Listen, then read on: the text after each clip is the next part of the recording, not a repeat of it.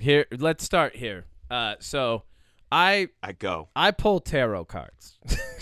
Okay. All right, we were talking superstition. We're starting off somewhere. We were talking superstition last week, right? We superstitioned our way into the beginning of the podcast. Oh yeah, Mercury's in Gatorade. Uranus and Capricorns are fucking off. I didn't pick up on the fact that you were throwing shade at my star sign, baby.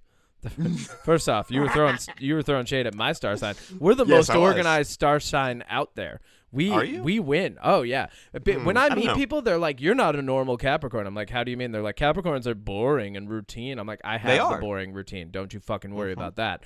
But yeah, exactly. I'm entertaining as shit. But here's the thing: if you're born a certain star sign and then your parents are certain star, it's like you could be born with like the preset for a certain personality, but then you're going to be affected by everything else around you, right? And I've pointed this out to people before. If you're born a certain star sign, but then your parents are certain star signs, your parents imprint shit on you all the time, you know? So like you could have some characteristics of the other signs. Also, star signs, let's lay it down.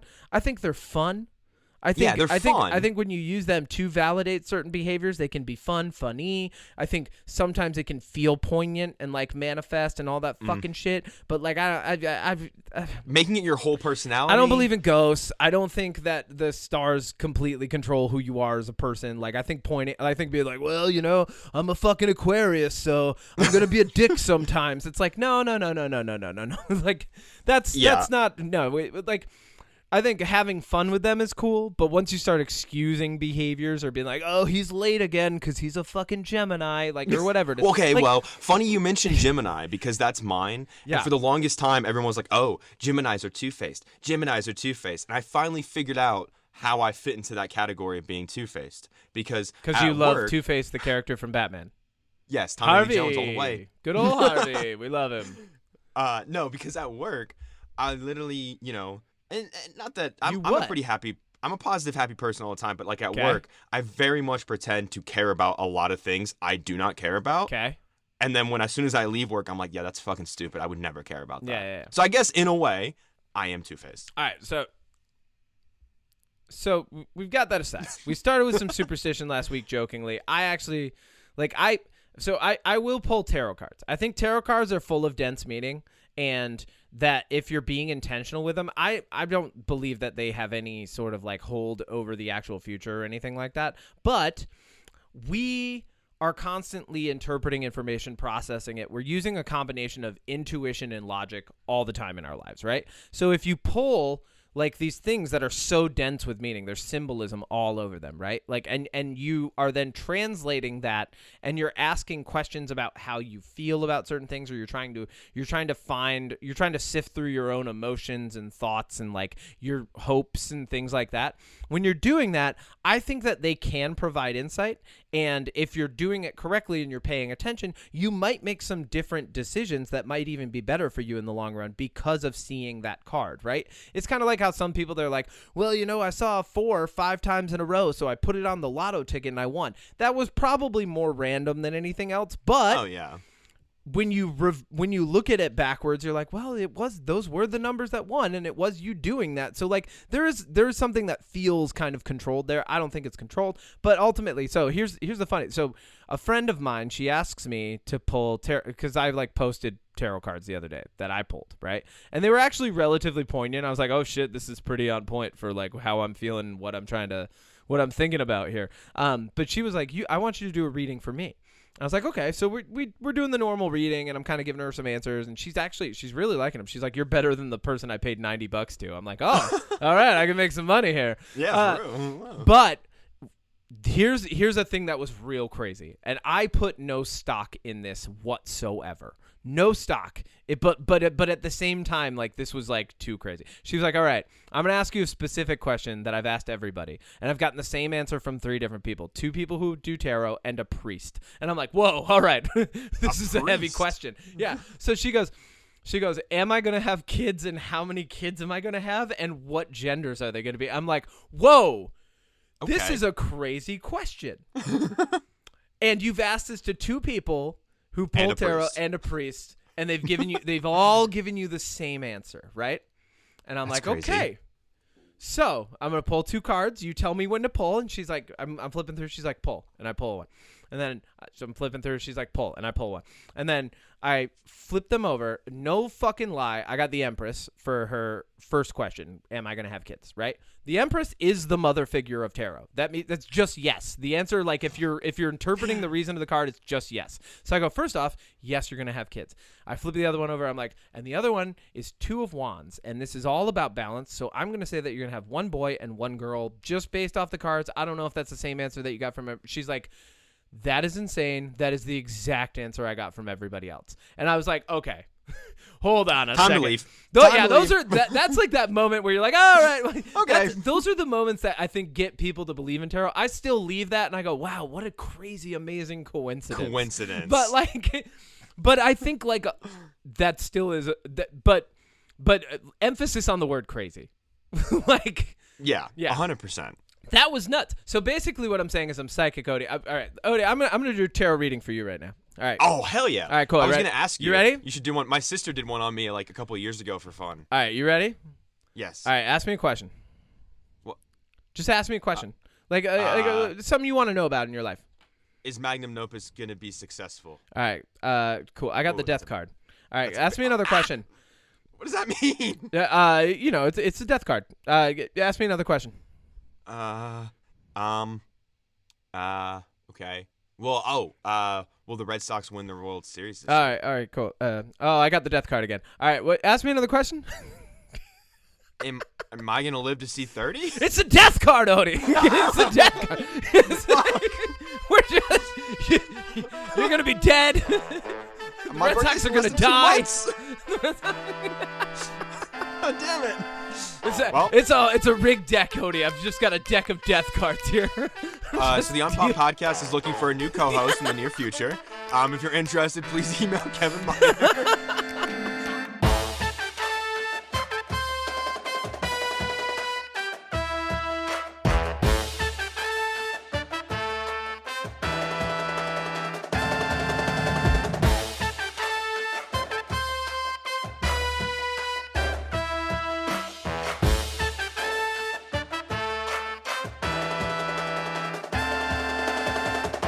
I was thinking about that the other day. I was like, what if you rigged a deck just to fuck with somebody? Just death cards. Just fucking.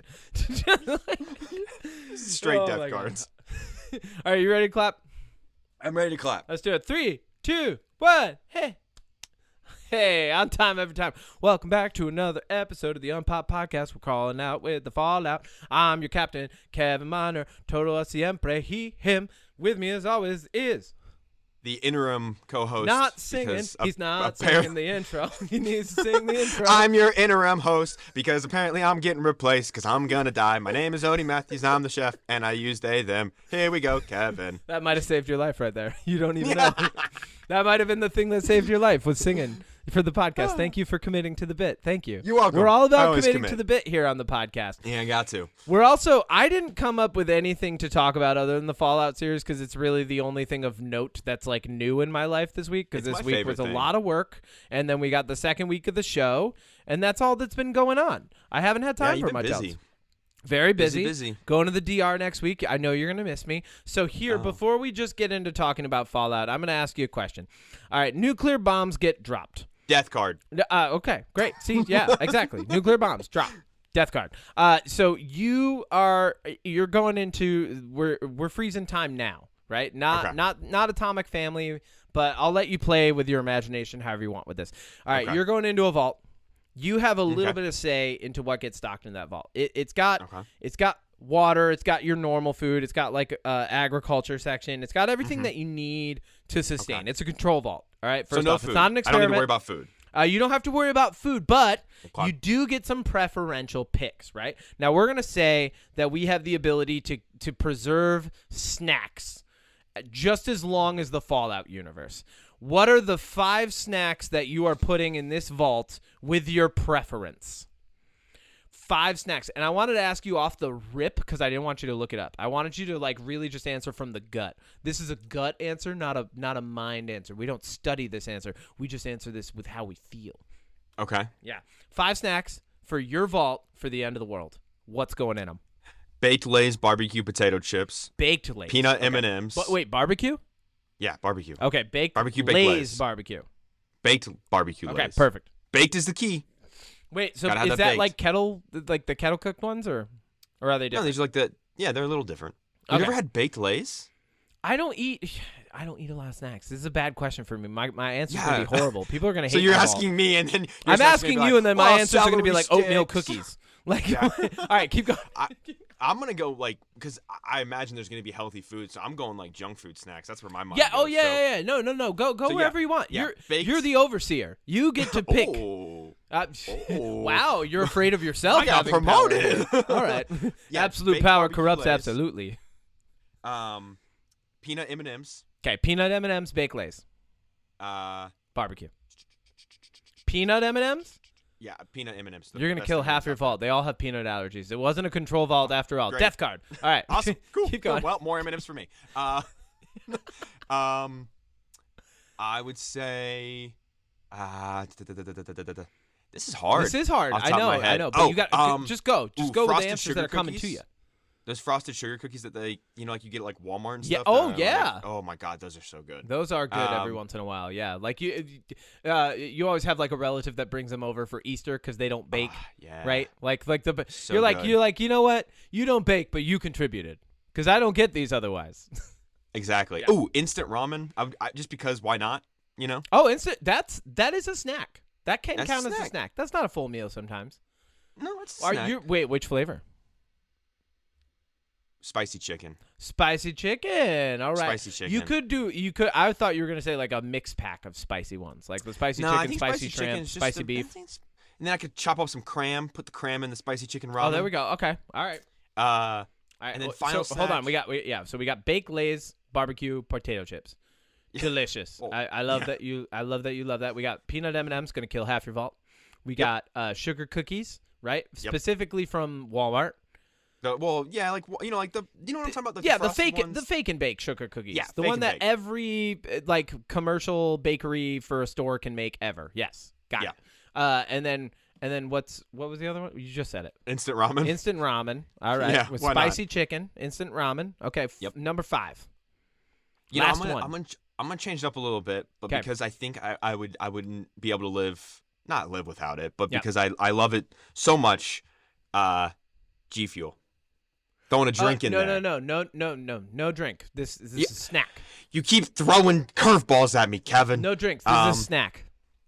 Just snackies. Boiled peanuts. Cajun boiled peanuts?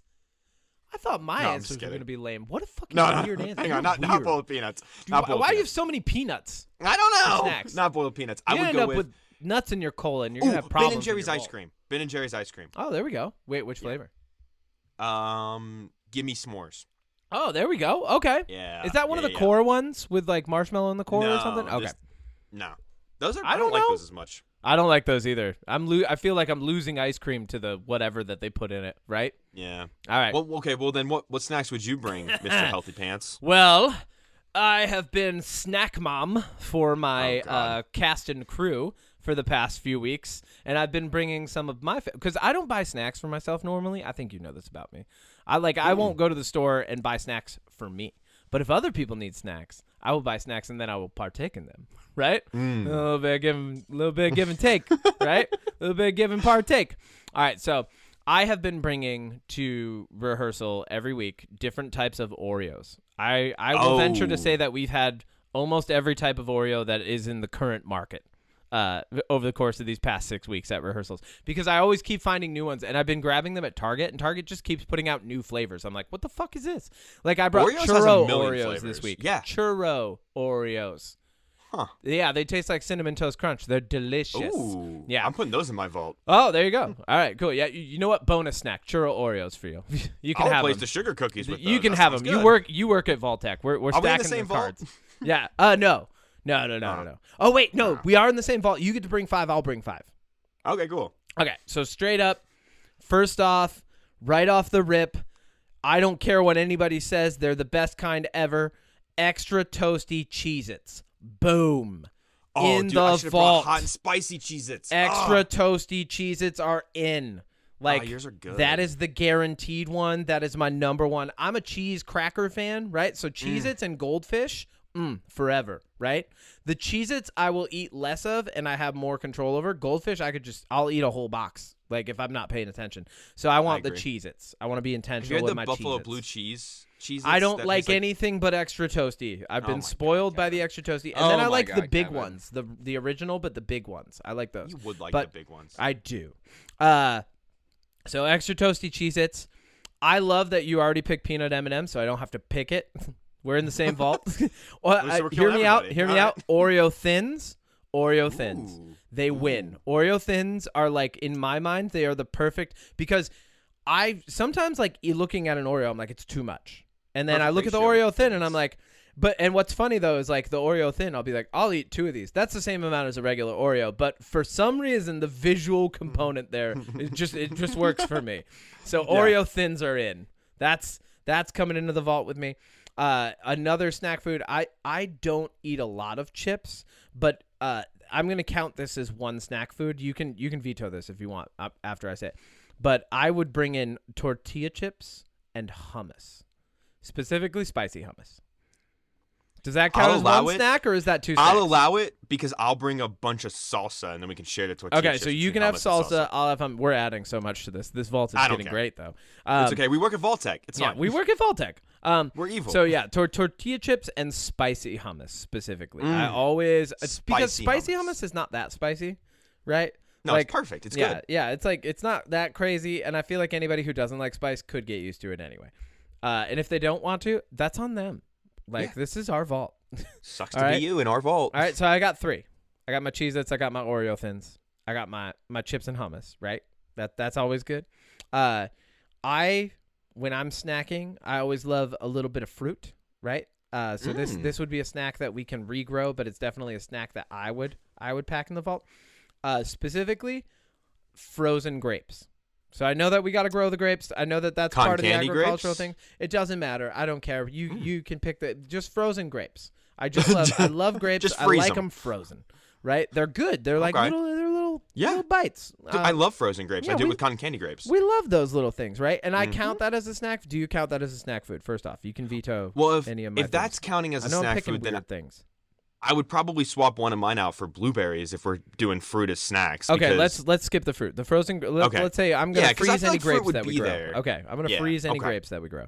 All right, so this makes it just a little bit harder for me, but I can still figure this out. You can't come up with 5 snacks, Kevin? I have a hard time with this. This is a tough question for me. Oh, okay. Boy. I already said this. Oatmeal raisin cookies. Ew. What? I love oatmeal raisin cookies. Ew. Nope. I don't care. Give me what. Fine, No, but they're don't staying yuck on your my side yum. of the vault. Don't yuck my yum. Yum yum double eggs? No. And then I think the last thing for me, like, what's a I know what your last one could be. Cream savers. I love cream savers. Ooh. Yeah. I was gonna say a cream savers. Braxo cleaner, but no, yeah, cream savers I forgot sense. that they existed, and then somebody brought them to rehearsal, and I was like, oh god damn! Like, I haven't had these since 1998. Like, yeah, I was gonna say, that's how long it's been, but they still exist. Kind of forgot they're those out there. existed. I know, but they're good. I've been having like 2 a night at the show. It's been You amazing. lost me on your last 2 snacks. I'm not gonna lie. Whatever. They're my snacks. I mean, yeah, they are your snacks. They're You're my right. snacks. All right. What? Okay, and you can have one soda beverage that you can have every once in a while, like because Nuka-Cola exists in that world. What's a soda beverage you would stock in your vault? Only one. Only one. Oh, that's and it tough. can't be G Fuel. No, it wouldn't be. If it's only one, it wouldn't be G Fuel. It'd probably either be Dr. Pepper cream soda or vanilla Coke. Hear me out. Nitro Vanilla Pepsi is in the vault. Pick yours. That's mine. Nitro Vanilla. You know the nitrogenated one? Yeah, those Nitro are good. Vanilla Pepsi, baby. Yeah, that's like the then, that's the only soda I've ever had where it's like, oh, this is amazing. Like, I would say Dr. Pepper cream soda then. That's my I have a Dr. weakness for Pepper that cream one. soda. So we've got all right. We got a good. solid vault. Yeah, we're gonna be good. a fat vault. We're good. And then we get in there and we find out that we were overridden by our overseers, and that the experiment for our vault is that one of our snacks has been removed, and each of us has been delivered a letter that the other one has sabotaged the other one. And then it's a vault mutiny, and we all die because that's what happens. All right, let's get into the actual topic. I just wanted to have something fun other than the show, but I know neither one of us has done anything else this week. The show came out on Wednesday. You and I watched the live premiere event. Yeah, that was great. At the same time. And then I finished the show the next day. Yeah, it was really funny. You were saying you didn't want to hop in. I'm like, this is only 2 minutes in. Just hop in. Well, I thought it started way before that. So I thought we were like super late to the game. I kind of figured out as soon as I saw Fallout spoilers here. Thanks for tuning in to WSPL Radio. We've got all spoilers all the time. Yeah, I'm going to be spoiling a bunch. Fallout spoilers here. Next up, here's a little ditty called Not Without My Spoilers. Here? Here's a classic from old Dean Spoiler. Right here. You're tuned in to WSPL. Spoilers for you. Oh, here. Next up, we got some spoilers coming down the pipeline. Hope you enjoy. Okay. No, hold on. Mm-hmm. All right, right here. Here's some spoilers, fresh out the vault. Here. I hope you cowpokes are ready for some spoilers. Gotcha. Yeah. And then also here. Here's some nice spoilers for when you're wandering out there in the wasteland. And also here. Hop along, little spoiler. Okay. No, one more time? Yeah, One all more right. time. All right. That's so much spoiler content. All right, so yeah, it came out on Wednesday. We watched the live premiere. You crushed the entire series already. I'm on episode 5, which I feel good about, right? As of this morning, I'm like halfway through episode 5. I'm like, that's all right. Pretty good progress, in my opinion. That's good progress, especially for someone who doesn't. I would say, I don't say I never binge watch, but I probably only binge watch like 3 or 4 shows a year, right? Like there's 3 or 4 shows that when they come out, I can commit myself to the 4 to 8 hours in a week that it takes to watch them. And that's so 3 or 4 times a year, you know, like that's not a ton of time. That's more than I do it. I mean, if I'm being honest, the only reason I binged this, for one, I sacrificed a lot of sleep because I was up until like 1 a.m. on Thursday, and then I woke up at 4 for work. Oh, jeez. But also, Fallout was the one show, and I said it on the last episode, it was the one thing this year that I was the most excited for. Yeah. So if I could have, I would have taken Thursday off of work and just watched the whole show until like 4 a.m. on Wednesday night. Like I would have just sat there and watched all 8 episodes. I did not mind, did not care. It literally pained me to have to like stop watching it at one point because I was like, this show, I really truly think it's like that good. Yeah. Well, most of the shows I watch come out week by week anyway. So then I'm just doing one episode, like, and that's actually what I prefer. Like, even if Fallout was only dropping 2 episodes a week, I'd be fine with it right now. I'd be totally cool with it. You know, I mean, but I think because all of it's out, I'm on episode 5. Yeah. And I also, the other thing that I binge watched this year was Blue-Eyed Samurai. I crushed all of that in the weekend. That I did binge that one, but that was already out. Oh, so we're even. Was that this year? That's this year, dude. Oh my god. Holy shit. That was this year. Well, I mean, it was so much earlier. So much has happened. It's a crazy world out there. All right, so let's get into it. We did a deep dive last week for anybody who might be interested in watching it. I'm going to plug real quick. Magnum Opus is going to have a video on it. Tomorrow. Right? Oh, yeah. By the time this comes out, it'll already be out. Yeah. Perfect. Tomorrow. And also the day after. And after that. And after that. It's still going to be there. We promise. That's our guarantee. That's the unless guarantee. YouTube removes it. Then YouTube hasn't guaranteed shit for you. But yeah, so so you've got the video coming out. We already did a deep dive on it. Let's just get into the show. First off, what do you think? Rate it on a scale of +1 to +10 rads. What do you rate this show? Give me radiation poison. It's like +20. Yeah, no, it's again. I'm a ghoul now. That's what it is. It's so good. I'm a ghoul.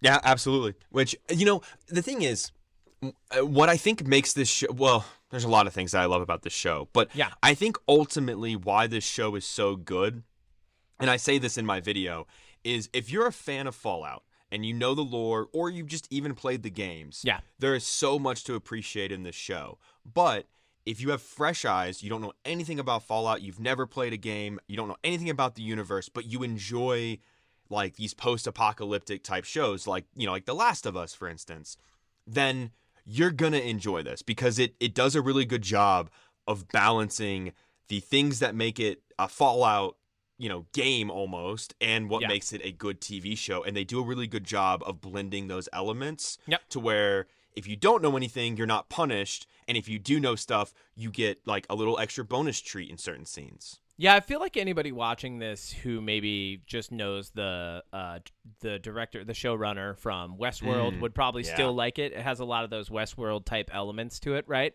It's got that mystery of the old world, and then it's got like what's going on in the current time, and there's that really nice conversation that the guy from the Brotherhood of Steel and the Vault Dweller are having, where she's like, well, the bombs dropped hundreds of years ago, and he's like, the bombs dropped when I was a child. Like, and she's like, oh, is that what the Brotherhood of Steel told you? And he's like, well, you've been locked in a vault like your whole life. Yeah, like you don't know what you're It's talking like about. neither one of us know the truth here. Like, no. That's and I mean, I really enjoyed that. I like that. Yeah. So laying out the plot of this show before we start diving into it, otherwise it'll sound like nonsense. No, well, we already did. If you want the plot, go back an episode. Go back. What? We didn't give the plot of the show. I mean, we kind of did. We covered the plot of the games. Like okay, so the plot of the show, 3 characters. Yeah. 3 main characters. More than that. 3 main characters. Okay, 3 main characters. Yep, just 3 main, right? You got Lucy, you got Maximus, the Vault Dweller, and the Ghoul. The Ghoul. Yep. He's just a Ghoul. The Ghoul is the person that we see first, but we see him as a normal man. He's back in the day. Cooper Howard. He's being a cowboy at a birthday party, and then bombs drop. And that's how the show starts. Yeah. Okay. And then, to summarize it really quickly, again, spoilers, but Lucy leaves the vault to find her dad. There's a mystery that happens simultaneously. Yeah, that's like the main story. There's a side plot of the people that are left in the vault, specifically her brother, kind of unraveling this mystery of the vault. Yep. You have the Brotherhood of Steel. That character, everybody in the Wasteland is trying to find this Enclave defector, which I gotta say, I do enjoy the fact Dr. Whizgig? What was his name? I think it's like Whizgig or something. Anyway. Yeah. I like that the Enclave gets a mention. Yeah. But we didn't get to see really anything of them, and I think that was smart because it leaves it open. We saw the hand of a super mutant. We did see that. That was interesting. Like, I saw that. I was like, oh, that might even be a Nightkin. Like, that. I was like, oh, damn. We're going to get there eventually. I am super excited for season 2. But basically, this show feels like, when you're following Lucy, it feels like a main story campaign mission from one of the Fallout games. This could have been implemented to like Fallout 5. Yeah. And honestly, I feel like it would have fit perfectly. Well, and they've already dropped the 2 most famous Fallout plot hooks, right? She's going to find her dad out in the Wasteland, and the water thing broke in the vault. back where her brother is. That broke. Yeah. I mean, these are the 2, like, that's Fallout 1 is the water. You have to go fix the water pipes, right? And it turns into a whole crazy adventure out in the Wasteland. Fallout 3, you got to go find your dad. Mm-hmm. Yeah. Yeah. And that's, also to fix the water. Yeah. I mean, well, I like I said, this is really, it's Fallout 3, Fallout New Vegas, and Fallout 4's mission all combined into one, because you have to find your papa, you have to save the vault, and also you're on a revenge mission. Those are the 3. Yeah. Those are all 3. Well, and the Ghoul gets dug up from in a cemetery, which is like a nice nod to Fallout New Vegas too, because you wake up in a cemetery at first, right? Yeah. Now I really like that. I think the thing that I like the most is when they do the first episode of the show, it felt like an intro to the game, right? You see the bombs drop, we get this nice cinematic thing, and then we're in the vault, and Raiders are there, right? And I really liked how they introduced the Raiders. And here's the thing that I probably like the most about the show. Even when, and I always appreciate this, because this is just a mark in my mind of good storytelling, good acting. Even when I know what's about to happen next, I feel validated as a viewer for watching it, rather than like, oh, I knew what was going to happen and it's fucking cheesy. I'm watching, I'm like, oh, I know what's going to happen next. And like when that other vault is first there, I'm like, oh, they look suspicious. And then as they were going through, like, because the whole plot in the beginning is Lucy's supposed to marry someone from the other vault, because they have a marriage exchange program, right? Like, between these 3 vaults. Well, that's what they have, so that people aren't doing just funny cousin stuff all the time. Which, by the way, and I'd like to throw this in here, Tennessee finally put a law in place that stops people from marrying their cousins. This just happened this year. This is About real time. This is real time shit. This is real 2024 shit. Just so you know, we're 33 years away from the bombs dropping and all of us going back into vault and cousin shit becoming on the table again. But Tennessee just got rid of it. Here's the that's the headline. Here's the story. People fought that bill. Of course they did. People fought that. Mm-hmm.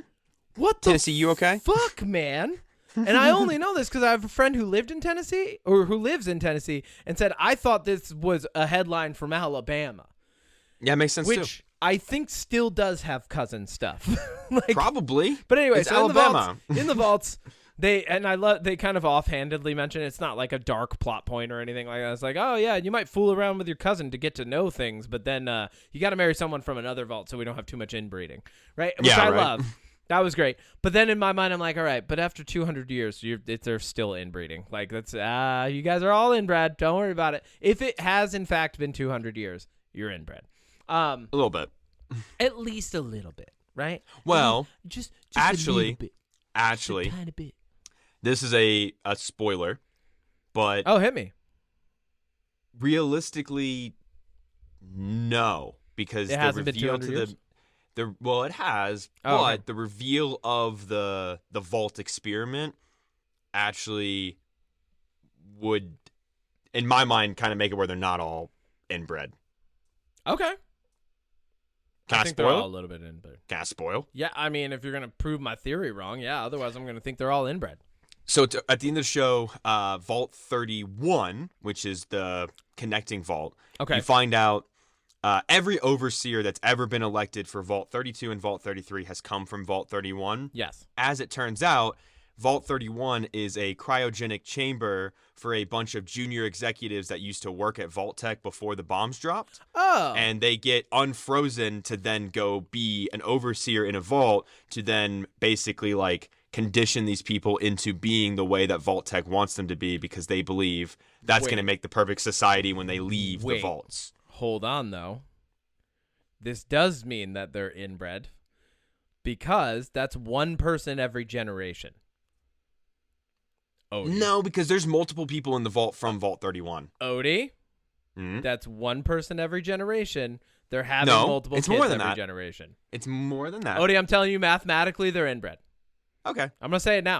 Mathematically, they're inbred, baby. If it's So been it's 200 Alabama. years, mathematically, they're inbred.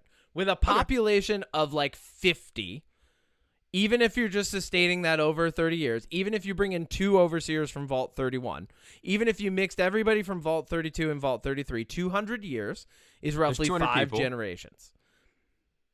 There's 200 people in a vault. Is there 2?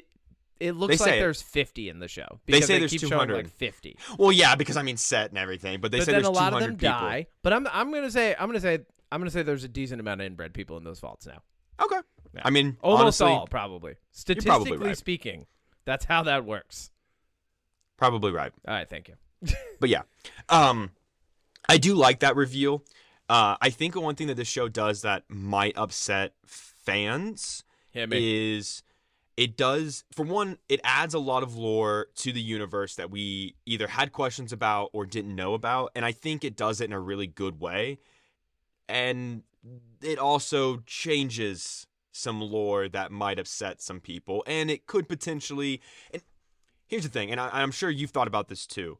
You know, when you play the games, right? There's all these different endings that you can choose, right? So, to some extent, this show has to go, okay, well, this ending is the canon ending because, I mean, how do you work around that? And at the very end of the show, and it's not really a spoiler, you get a glimpse of New Vegas. It's the very last shot of the show. Oh, hell yeah. You get to see New Vegas in Season 2's New Vegas? So here's the thing. This show is 15 years after the events of New Vegas. So Okay, so, whoa, that's cool because then we'll figure out what the courier chose in this universe. Oh. And I personally, because there is a nod and a wink Mr. House cameo in the show, I think it would be really cool if he's still alive in New Vegas. Well, the house always wins. So. This show basically shows us that the NCR is no more. They basically don't exist anymore. You find out a little bit more towards the end of the show why. But, you know, their capital, Shady Sands, it gets bombed in 2277 and it gets destroyed. But that's part of one of the Fallout games. So what they're doing is they're expanding on the lore that exists in the games already. Exactly. So the only way someone would be mad is if they were like, "Oh, I didn't get to see the thing that I liked from blank game," right? But I like the way that they're handling this because, and you and I were talking about this, a show is different from a game. The same way that is different from a book. Like, one of my favorite examples of this, I love Game of Thrones, but one of my favorite characters from Game of Thrones never even made the show. Like, was in the book and was a huge part of the book, and things that he did in the book ended up coming to fruition in the show via other characters, but he was my favorite. Here's the thing. His name's Strong Belwas, and he's a giant fat pit fighter from one of the slave cities, and he gets freed, and then he there's this awesome famous scene where this guy's like fighting he's jousting a guy on horseback, but the guy he's like, I don't need to get on horseback and joust this guy, I'll just take him down, and he takes down the horse. Strong Belwas is convinced to do this in the books, and he goes out and he goes to fight the guy, and he's like, all right, I'm gonna do this, but I want to eat that horse. I want to eat the fucking horse. And they're like, all right, you can have the horse, just go beat this guy. And he kills the horse first and then kills the guy, and he's like, all right, cool, bring me the horse later. But he never made the show, and I was fine with it. Like, you don't have to put, there's no way from all of these 6 Fallout games, right? Because there's Fallout 1, 2, 3, 4, 76, and the Vault game, right? Yeah. So Fallout Overseer or whatever the fuck it is, Vault, whatever. But because there's those 6 games, like, you can't put everything in the show. No, you can't. Just can't. And you know what the show also does is early on it confirms the Brotherhood of Steel ending from Fallout 4 because they say they're getting their orders from the Commonwealth on the other coast, which would mean the brother. So I don't think there's anything wrong. So it sounds like what they did was they picked the endings from the games, and now they're building this universe out from the games having ended. Because it's after all the games. And so this is my point. Love like, that. I think that if the New Vegas ending is, you know, because New Vegas looks way worse than it did in the game, but at the same time, like, the NCR not surviving, that makes sense. The Brotherhood of Steel maybe becoming a little bit more powerful, that kind of makes sense. Like, I think just because they chose endings, it doesn't mean that, for one, it doesn't take away from your playthrough of those games. If you want to go back and you want to play New Vegas and you kill Mr. House, but it turns out in Season 2 he's still alive, it's a game. Like, it doesn't change anything. Your ending wasn't the ending that the showrunner picked for the show, sorry. No, and realistically, and that's fine. In my opinion, if you go back through after watching the Fallout show and you play the games and you try to make it fit in the show universe, I mean, you're going to be disappointed, I think. You might have a hard time. Yeah, unless you know, like, for instance, I'm doing my playthrough of Fallout 4. Yeah. I might be like, you know what? I'm going to lean more into the Brotherhood of Steel ending. Yeah. Because if that's the one that the show set up, let me see what that looks like, kind of thing. You know? I usually do pick that one, the Brotherhood of Steel one. For 4, I do. Yeah, I kind of always do that. But anyways, my point is, I think that they're going to liberate the Commonwealth.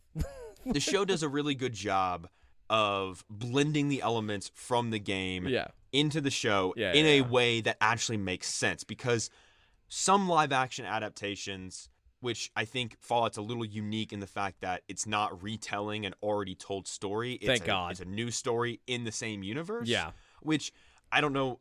I don't personally know any other shows or movies that have done this. Rings really. of Power technically did that. Oh, right. Yeah. Technically. But that's also a prequel, so... Yeah, and they're, like, retconning things. I mean, anyway, keep going. So, my favorite example of how the show does this, this is the example I use in my video, but it's just my favorite one.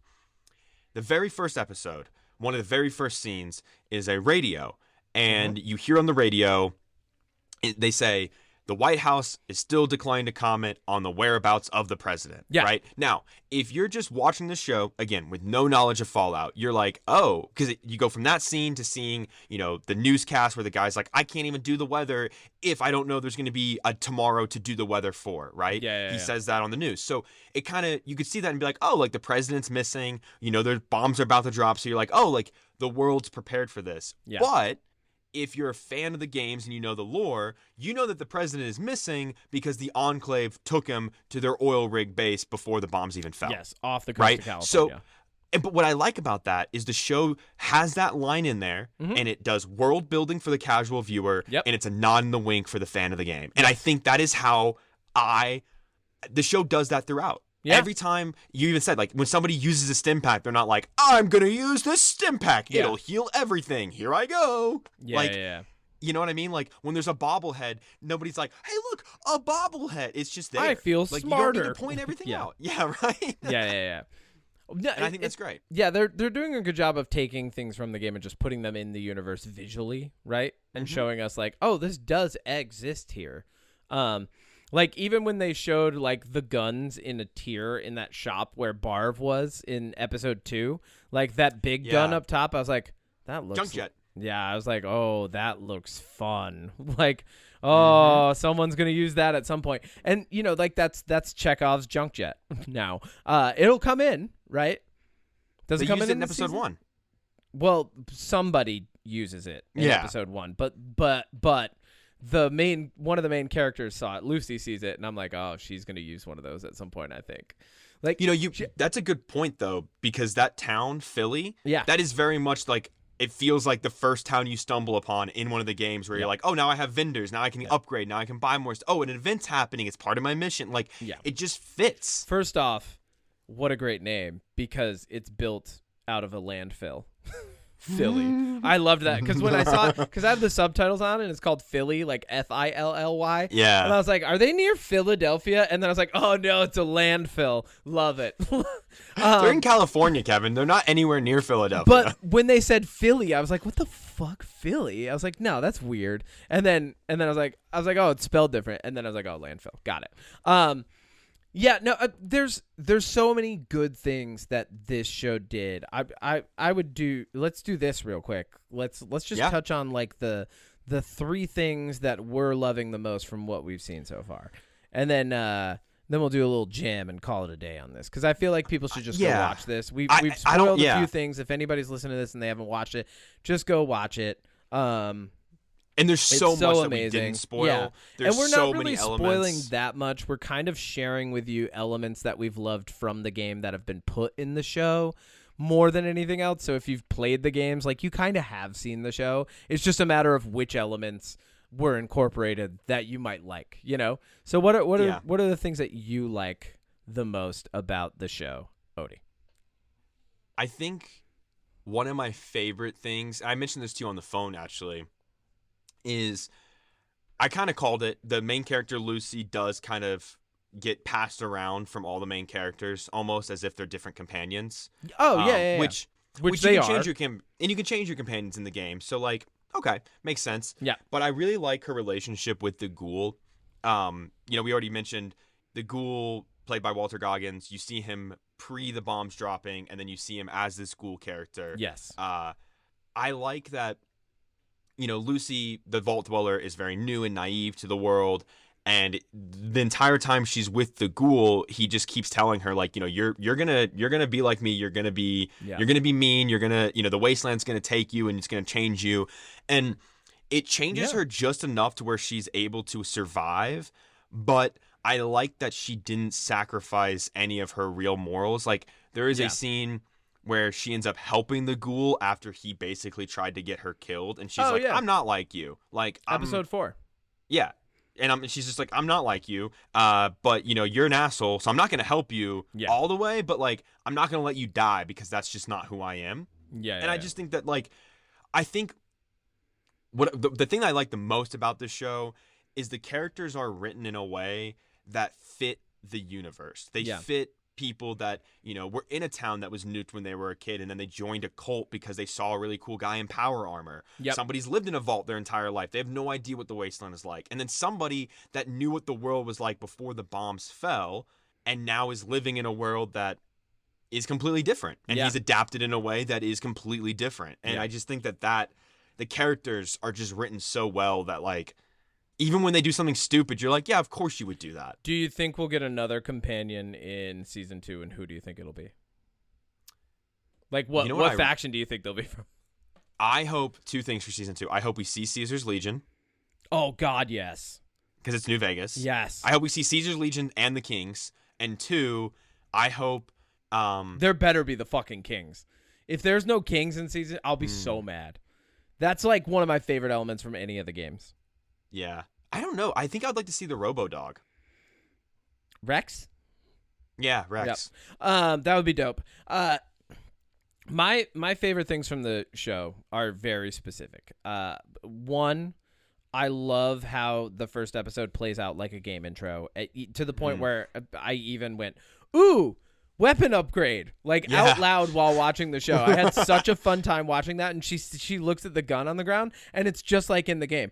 I was like, ooh, weapon upgrade, nice. Like, yeah. And sure enough, it was. And like as she's going through, she leaves the super dart mart and has she has the classic leather armor on with the shoulder strap.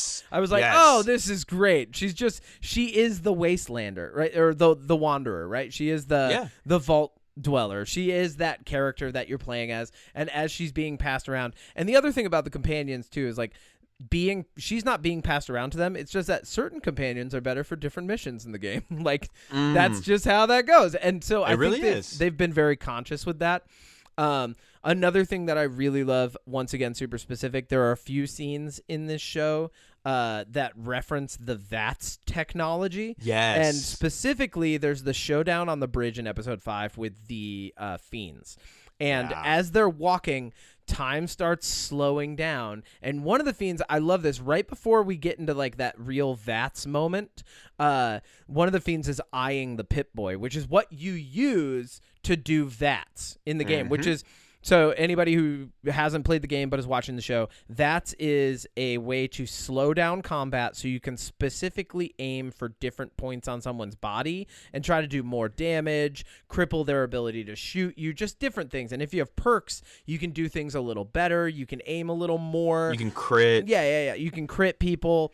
And so right before Maximus grabs her gun, everything slows down, and then the sound effects, the sound design, big tip off to the sound design for this. The sound effects in that scene felt like the Fallout game, like all the classic, like the blood sound when a bullet hit the Fiend's neck sounded more wet, right? And elongated. And I was like, oh, this is fucking nice.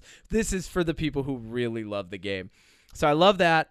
And then the other thing that I really, really, really love is I love that they've taken these characters who you might interact with in the game and just kind of thrown them all about the Wasteland. Like the guy outside of his trailer that's like, all this could be yours. Oh, yeah. Why don't you just stay here with me? I might die soon. Like we could have a couple kids. I've never even been over that hill. Like just funny little things. The guy who was fucking the other guy's chickens. Like, he shows up a lot, and I love that. Oh, I love that he's a recurring character. That's so great. But like, just like those people who exist in the Wasteland that make those games so memorable and like, make them feel fleshed out. Like when you're talking to your friends about playing the game, you're like, oh, did you come across this guy yet? Like that's one of the things from the game that people love, and they really did a good job of incorporating that in the show, where now we're like, oh yeah, I love that guy comes back, so I think those are the things that they did really well with. Here's a little bonus thing that I love about the show. Any scene that the severed head is in, the actor is credited. It is. Because I was watching on Amazon and I like paused it and I was like, he's not in. Oh, he is in this scene. He's the head.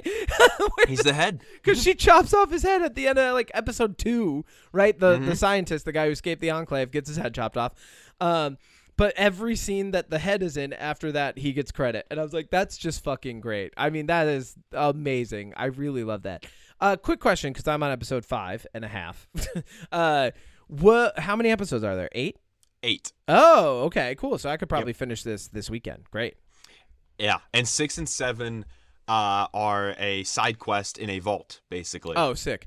Yeah. Can I want to throw down. I know you gave like the big plot twist spoiler about the 3 vaults. I actually No, that's not even the big twist. Well, though, really. I know, but about that, like, Yeah. I honestly, that wasn't like a crazy twist. That is one of the types of vault experiments that were happening, where like they would be unfreezing people to run the vaults. People would find out and like be mad about it. Like that is stuff that's in the game. That like when you're reading vault logs and stuff, you find out about these experiments that were going on. So if you once again. Anybody who's played the game, that's not a spoiler. That's just like an element of the show that's reminiscent of the game that you might not have known about yet, right? That's not a spoiler for the universe, but a spoiler for the show. But here's the thing, and you already told me this. I should say this. Let's do a little double spoiler segment here. Anybody who has played the games but hasn't watched the show yet, here's an extra heavy duty spoiler for you before Odie talks about this next part, because I haven't gotten here yet, but I am impervious to spoilers. I don't care if you tell me that fucking Dumbledore dies. I'm still going to read the book. Dumbledore dies? I'm still going to read the book. It doesn't matter to me. Like, because for me, it's about how well is that part of the story done. Right? It's not about what happens. It's about how it happens. I'm very much into the how more than the what of any story, to the point where like any big plot twists that are ever revealed to me, I'm not mad about them. I'm just like, oh, that's really interesting. I want to see how that was done. You know, because like sometimes people love a good plot twist and I watch it, I'm like, that wasn't for me. You know, like, and that happens all the time. So Odie, extra big spoiler here. Let's do a nuke drop spoiler. Big bomb spoiler here. Woo! All right. What's the big spoiler, Odie? Are you asking me for the big spoiler? Well, you explained it to me, and I feel like I should give you the mic, absolutely, the platform. You have the loudspeaker in the vault, sir. I'm just gonna sit here and eat my snacks that we've stocked. Okay, have fun with your hummus. Where's my Nitro Pepsi and my hummus and my oatmeal cookies? Oatmeal cookies. Oh, hummus and ooatmeal cookies is a bad combo. Let's not do that together. Combo. Yeah, no. I'll just do the hummus right now. Yeah, okay. Thank you.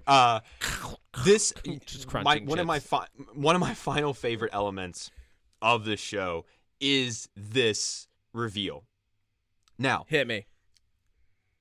For 26 years, Fallout fans debated in the lore who dropped the first bomb. Now, in October of 2023, Tim Kaine, one of the original creators of Fallout, was on a podcast and he said it was China. Now, this show changes that. So we know it's China. No, this show changes that. No, it's China. Tim Kaine said it was China, baby. No, I think it changes this part of the lore for the better. Because the side plot with Cooper Howard, when you flash back to Walter Goggins' character before the bombs drop, it's all about his wife works for Vault Tech, and there's this mystery about what is up with the Vault, what's going on here, yada, yada, yada, right? Yeah. I also love that he is the Pip-Boy. Oh, yeah. Yeah, that was a nice little, like, him doing the thumbs up that Pip-Boy does. That was sick. All right, keep going. Yeah. So there's a scene later on where like the head of Vault Tech and Cooper's wife are in a room with all of these executive heads from places like West Tech and Robco, which is where we get Poseidon our Mr. House Energy. Cameo. Poseidon Energy, I believe, is there too. And and this is something that I've kind of always thought about with Fallout is, okay, well, the Vault Tech made all these vaults, but like if the bombs didn't drop, like what would they have done, you know? And so this whole scene, these these other companies are like, well, how do you guarantee profit if, you know, you can't guarantee war? And they go, well, we're going to drop the first bomb. We're going to start the nuclear Did they say war. that out loud? Oh, hell yeah.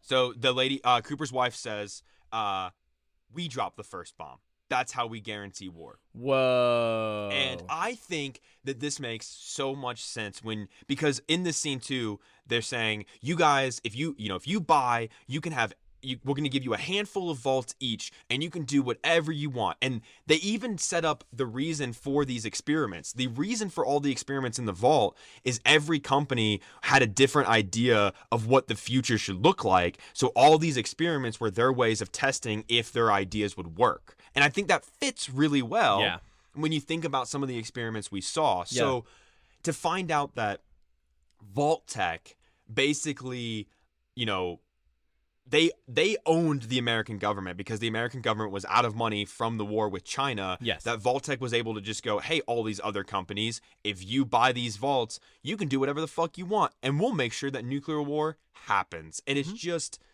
I don't know. I think personally, that's pretty good. I like that reveal a lot. Here's something I'm going to say to tie this in as more of a cautionary tale for real world time. Mark Zuckerberg already has built his vault. We know about this. There are pictures from above. It's a like multi-billion-dollar bunker that was made by him. So just so everybody knows, if nukes start dropping, Go to Hawaii. it's that guy's fault. bunker. It's that guy's fault. He launched the first one. Zuck shot first. That's what I'm going to say right now. Zuck is the new vault. Well, and here's what I like about when you told me that, I was like, okay, that's dope, because Fallout is a cautionary tale about human nature, about the state of human nature in like the conflict that is inherent to coexistence, about people having ideas for the future, about people having hopes and dreams for the future, and about how it doesn't always play out the way that you think it's going to. There's a lot of bullshit along the way, right? And that being the case, I love that it now shows you that this is really like the environment itself is a cautionary tale about what happens when you allow big business to make crazy decisions, right? Mm-hmm. And so that is solid. Like I prefer that over China, right? I prefer that answer because of course they would launch the first nuke. Why wouldn't they? You know what it also does is before the bombs fell, there's mention, it's even in the games, that there was going to be some peace treaty talks between the U.S. and China, which means that the vaults would be inept. Because what I think works really well for this is when you're doing the flashbacks before the bombs drop, they never tell you, it's the year 2077, but they don't give you a month.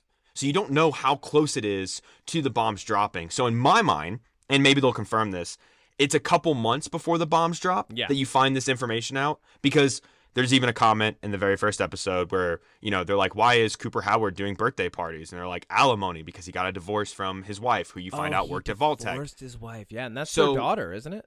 Yeah, so that's why I'm like, okay, so this has got to be a couple months after he found that information out. So I like to think that Vault Tech was like, oh shit, peace treaties? Okay, all right, let's drop this bomb, let's get this rolling kind of thing. Like, it just adds so many layers to this very minimal thread. Yeah?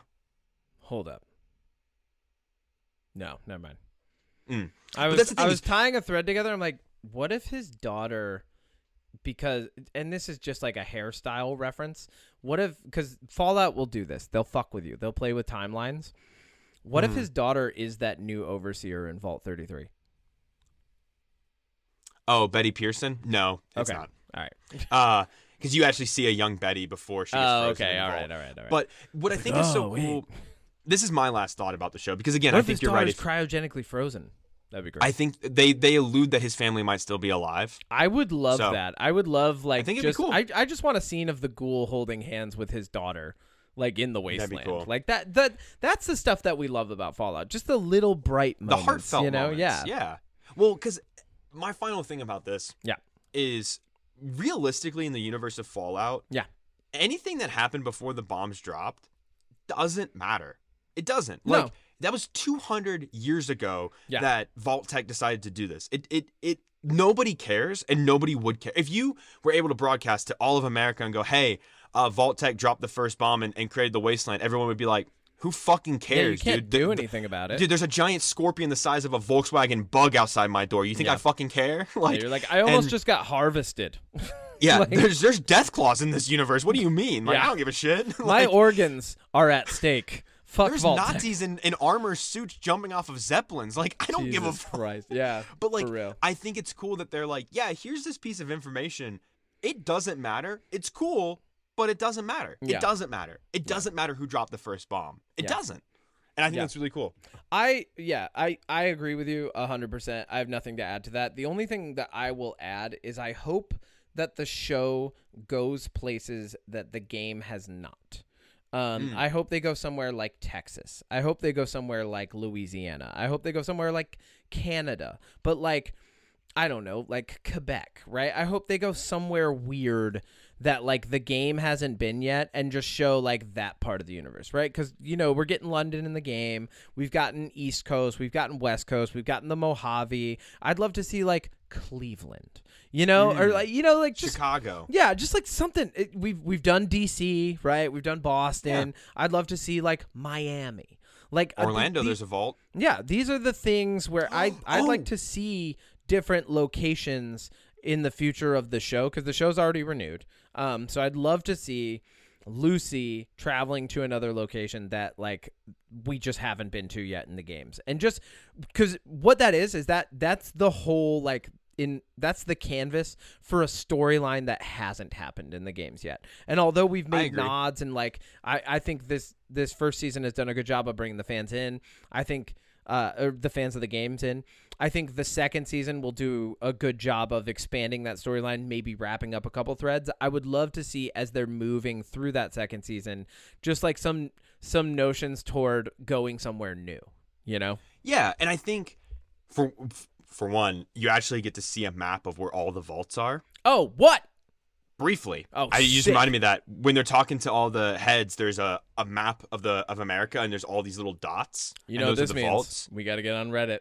Yep. We gotta go in there. Someone's already broken it down. They're like, all right, here's the all possible locations. Like, I think honestly, I would love, and I know this is I'd probably be a little bit in the minority, but I would love to see them go to like Hawaii and find out that like no bombs were dropped there. Like I would love to go somewhere where no bombs were dropped and find out what's that like. But I agree with you. I'm hoping, and I think that this might be what they're leaning towards. I think season 2 will still give us a familiar location. Yeah. And by the time we get to season 3, I think it'll be a new spot. That's what I was saying. That's what I hope. But even if they don't, right? Like, even if she hops on a fucking Zeppelin and goes to Boston, like, I don't care. That's what I was gonna say. Yeah, I'd be okay with that. I would love that. Like, I don't care. You can go to more game locations and do more nods. Like, Boston would be a good way to introduce synths, right? I would like to see him go to DC personally, actually. DC, even if you go to DC, good place to institute synths. I feel like the synths are on the East Coast, right? Whereas on the West Coast, you have more of the enclave issues. Yeah. And that's just like how the country's divided. I mean, nobody did too much travel after that. But not really. No, and another thing that I really love is, unlike the games, and this is probably where I'll stop, I like a few things that are different from the games. And I think some people might have complaints about them, but I don't fucking care. They did this well. I like that that power armor is not impervious. It's not like you can take out the core and leave someone locked in it. You can rip out a cord and make sure that they can't use it properly. Like, there are a lot of ways to get at power armor to fuck with it. And I like that, like, in the game still, if you're playing the game, you're relatively invincible if you have power armor on until you run out of power, right? But yeah. And like, you know, the power armor can wear down and you have to repair it and all that dumb shit. Like, we've played the game. But in the show, even more so, if someone gets your back and like just pulls something out, like you could just be stuck there. You could be like forever. Just a body in a tin can. Yeah. So I really like that. And I really like that ghouls have this process of going feral in the show where like all of them have like a mental breaking point, and it seems like all of them are really fighting for their lives, whereas in the game I think some of the ghouls that you meet, like, they kind of just give up quickly, and it's more so because, like, well, it's a fucking shooting game at its heart, so we got to shoot these things. Like, we have to have bad guys to shoot all the time. But I like that in this game, like, people who are getting radiation poisoning and slowly turning into ghouls are like, a lot of them are still trying to keep their humanity about them. Like, I thought that was cool. I agree. Yeah. No, I think that they changed the ghoul lore for the better as well. Yeah. I also love that they show us who voices all the robots. Oh my God, Mr. Handy's voice actor. So good. Yeah, so that was good. good. I love that interaction where he's like, 10 million? And he's like, they paid me 150 and gave me a robot. Yeah. Oh, so good. I fucking love this It's show. a good show, man. Look, at the end of the day, I could sit here and I could break down each episode and I could go through all the story elements. But that's and what your makes them channel's great. for. That's what the YouTube's is for. This 5-minute video that I'm popping out is more a comparison of what the Fallout show does well in being. This video is about why I think that the show fits in the game universe, what it does right to deserve that spot. Cool. Yeah. I love it. Me too. What's your jam? Is it Fallout? No, my jam is Crawl out through the Fallout, baby. Speaking of jams, though, I also love that all that music is public domain. That's what I was gonna say. I was gonna say the last thing that I love about it is how they included all of the music from the games. Yeah. That's great. So but my good. jam is actually going to be a new song that literally just came out a couple days ago from Shabuzi called Bar Song. Ah, you sent that to me. It's good. I heard some previews of it on TikTok, if you believe it or not, and was really excited for it to come out, and I think it's really solid. It's Lil Nas X Noah Khan style music.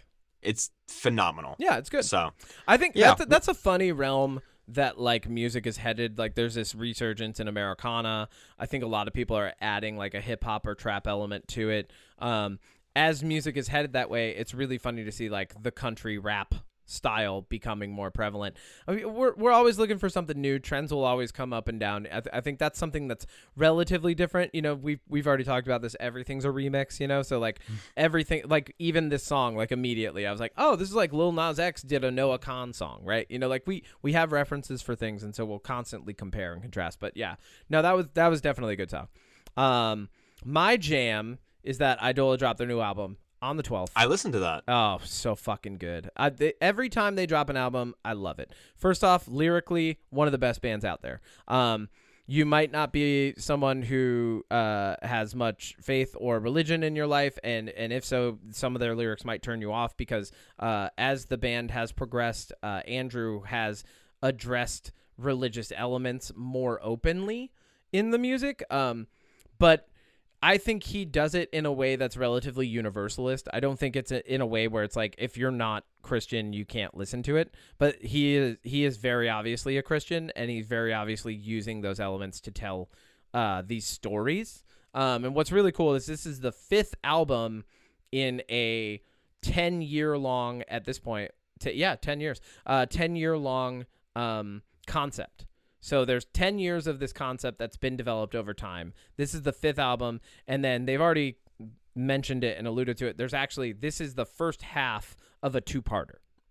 So there's going to be a whole other album that comes out this year, hopefully this year, that is like another piece, another component of this giant concept. And I was just chatting with, I'm going to name drop. I've got a friend here. No, I was just chatting with Andrew about it yesterday, actually, because, you know, of course I reached out and I'm like, hey, congrats, your album's out. Like, and shared my reviews of my tiny little theatrical experience with him in comparison, you know, like who's viewing it. We have like 200 people coming to see the show this week. He's got like millions of people listening to his songs. But but I was like, hey, congrats. And then we got to talking about how the story is going for Idola and where it's going. And I, of course, you know how I am.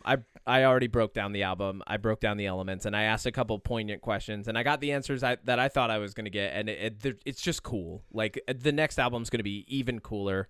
I think this is such a testament to someone dedicating a good portion of their life to developing a thesis and a piece of art that just extends and expands and is like I said, it's relatively universal. Like even that opening line where President Kennedy is saying war is inevitable, but we shouldn't just accept that statement. Like everything's in our control.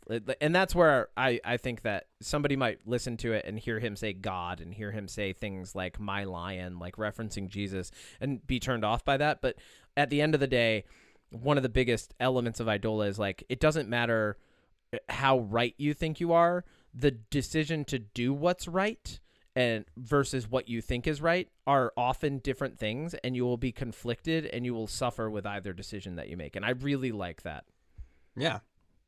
I could keep going. I could have a whole episode about Idola. But actually, here's a funny... So I'll throw this down. So Andrew and I have actually recorded at this point, and none of it's ever been released. We have like 8 hours of he and I breaking down each album together. And it's recorded, and I have it, and it survived my shitty GarageBand purge, thank God, because it was somewhere else. Luckily I had saved it somewhere else. I was like, oh no, I thought I lost it. But no, luckily I had it in a different folder. So like, yeah, I mean, I'm really tied to it, and like, there's no way that when they release an album, it could not be my jam, you know? I believe it. Yeah. I get you. Yeah, man. Okay, last question. You're allowed to bring you're allowed to bring any.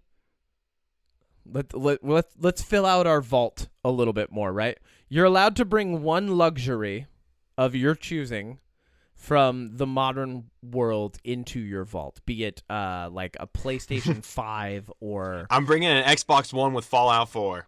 That's it? Into your vault, you're going to play Fallout in the vault? Yeah. I love that. That's perfect. You're just sitting there, you're like, you know what's funny about that?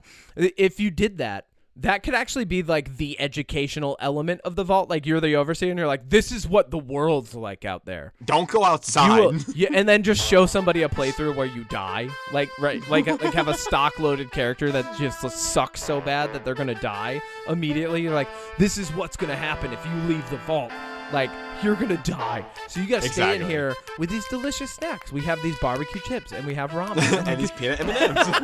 You don't have those on the surface, do you? You don't have ramen on the surface. We got ramen here.